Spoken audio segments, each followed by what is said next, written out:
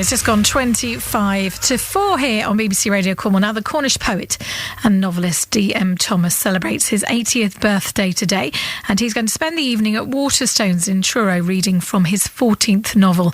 He's been talking to me about his love of Cornwall. I am one of the proudest Cornishmen ever, born in Carnkine near Redruth.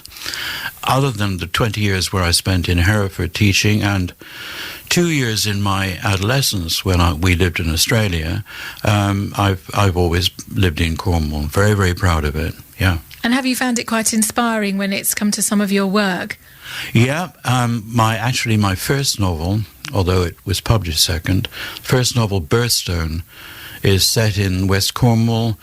The birthstone is the Menantol, and I had the idea of a few characters crawling through it and seeing what happened to them. And of course there is that superstition, isn't there? Sometimes, yeah. Sometimes what happens is disastrous and sometimes good. And in my poetry, there's a great many of my poems are about Cornwall and the people of Cornwall.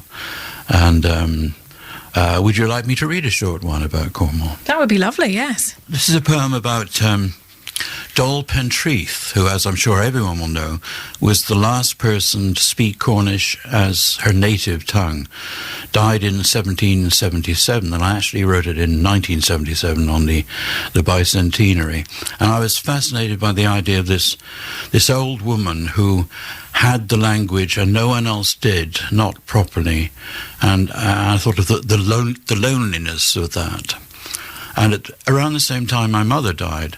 And so there's a bit of my mother's dying in this poem as well. So I'll read. For Dolly Pentreath. With the doll she had mothered, with mother and father, with boys and maids, beasts and birds, curses and songs in her crazy old head, herbs and flowers conferred day and night long around her bed. All that she loved in their own tongue came home and stayed, and quietly moved around as a crone muttered and prayed in her simple words, dying alone. Cornish obeyed her slowly, like the herds she had driven home. But the sea bled back to the whispered more grass and more stone of her stone head. Nothing was heard. It was home, where nothing is said. Oh, that's wonderful. And, of course, you're talking about Dolly Pentreath, Cornish, the Cornish language. Is that something you've ever wanted to learn? I did try to learn it once. I went to a class, and there were 10 of us there, and when I found that 5 of us were left-handed, I thought, oh, this is a bit weird. I'm not sure if I can stand this. And then the teachers held up flashcards saying, I'm a mouse in Cornish. And I thought, I'm not going to spend 2 hours on this. I want some real literature. But, yeah, so one picks up words, of course, from the place names. So I know the odd word, but alas, not very much. And staying with Cornwall, one of the things you say about yourself, amongst the things you love, singing and rugby, that might have something to do with the fact you did foray into the world of playwriting, didn't you, in 2004 with Hellfire's Corner? Yeah, that's right, yeah. My only play, and it will remain so. I'm not a natural playwright. But I'd go to rugby with my father, watching the Reds, and he once pointed to an old man in a rather grubby Mac standing after the game behind the goalpost, and he said, look, that man, that's Bert Solomon. And he spoke it with reverence. This great Redruth centre from the early part of the 20th century, who played once for England and then refused to play again because he was embarrassed that he didn't know what knives and forks to use, at the dinner afterwards. And so I thought I'd like to write a play about him. And the Hall for Cornwall was very kind in sort of putting it on for 12 nights. I think people enjoyed it. I often, when I go to the rugby at Redruth, have people coming up, are they going to put that play of yours on again? And I said, well, I don't know, I've never heard. What was it like for you, though, being in the audience of your play? Because that's a completely different thing, I imagine, to when you published poems and novels. Yeah, it was actually wonderful to be, and more particularly, it was one I enjoyed the rehearsals with Mary McNeil from Falmouth and her, because she was directing it, a very good director, and to feel part of a community effort was very, very exciting, and it goes along with loving to sing. I love the sense of, which is so great in Cornwall, of choirs singing, of joining together to create something.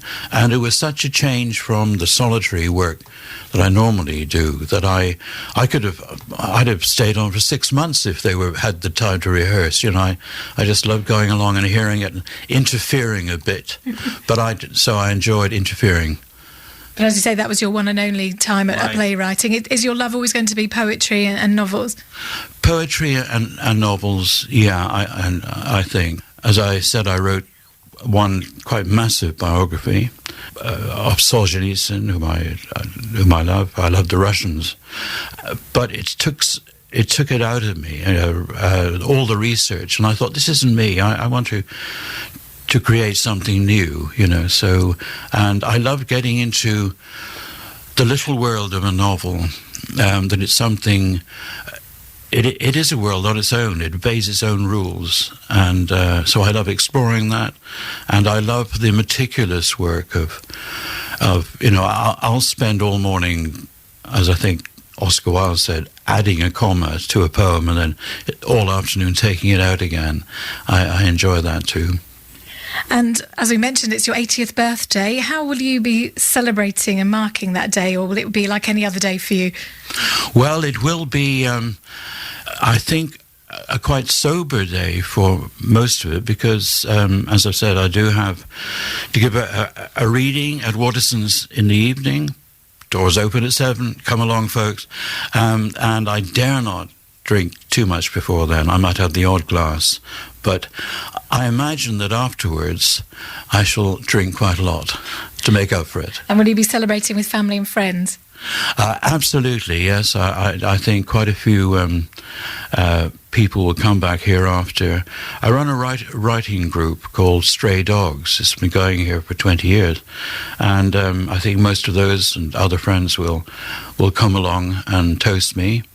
And another friend from St Austell will tinkle the ivories, because we have an old piano. I can't play, but we'll get some singing going and hope to make it a jolly evening. And will you take a day off from writing?